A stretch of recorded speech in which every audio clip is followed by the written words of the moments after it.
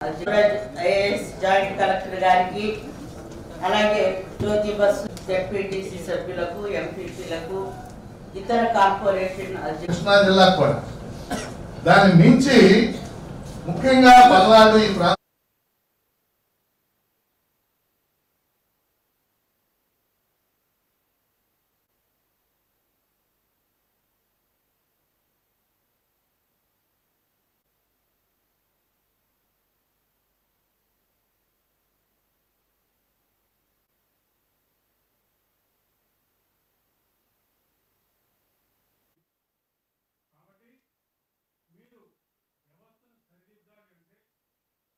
చెప్తా ఉన్నారు, పట్టుకున్నారని చెప్తా ఉన్నారు.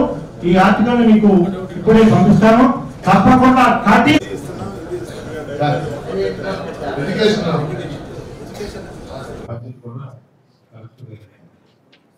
కారణం ఏంటంటే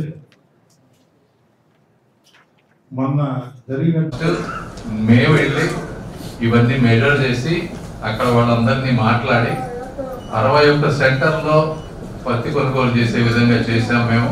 రెండోది వీళ్ళు ఇక్కడ మీరు చెప్పినట్టు ఇది ఒక వ్యవస్థలో ప్రతి ఒక్కరు భాగస్వాములు అయి ఉన్నారు. కొంతమంది సిసిఐ అధికారులు, దళారులు అందరూ కుమ్మక్కయ్యి కొన్ని సంవత్సరాలుగా జరుగుతున్నటువంటిది ఈ పరిస్థితి.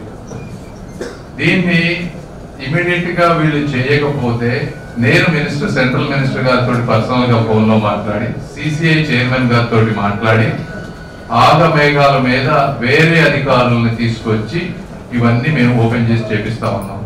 మీరు చెప్పిన 12% ఆ లూప్ హోల్ పెట్టుకొని వీళ్ళు చేస్తారన్నమాట వాస్తవం. వాళ్ళందరికీ కూడా నేను చెప్పాను, మీరు సిసిఐ అనేది వ్యాపార సంస్థ కాదు, లాభాపేక్ష సంస్థ కాదు, మీరు ఉంది రైతులని కాపాడటానికి, మీరు మీ ప్రథమ కర్తవ్యాన్ని మీరు మర్చిపోవద్దు అని క్లియర్ గా చెప్పాం.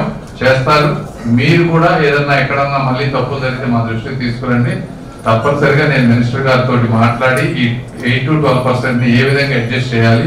ఎందుకంటే మనం ఇది పెడితే ఒక్కొక్కసారి ఇంకా అంటే మరీ గవర్నమెంట్ సపోర్ట్ చేస్తుంది తప్పించి దాన్ని కూడా వాళ్ళు అబ్యూజ్ చేసేటువంటి పరిస్థితులు కూడా కొన్ని ఉంటాయి. వాళ్ళ లిమిటేషన్స్ వాళ్ళకు ఉంటాయి. కాబట్టి బ్యాలెన్స్డ్ అప్రోచ్ లో పోయి కొంత రిలీఫ్ వచ్చే విధంగా చేసే బాధ్యత నాది. మీ ప్రాంతం కానీ ఈ ప్రాంతం కానీ ఎక్కడైనా మీకు ఇబ్బంది అయితే నా దృష్టికి తీసుకురండి, నా ఫోన్ నెంబర్ తీసుకోండి. తప్పకుండా రైతులకి అండగా ఉండే బాధ్యత మాది. Thank you.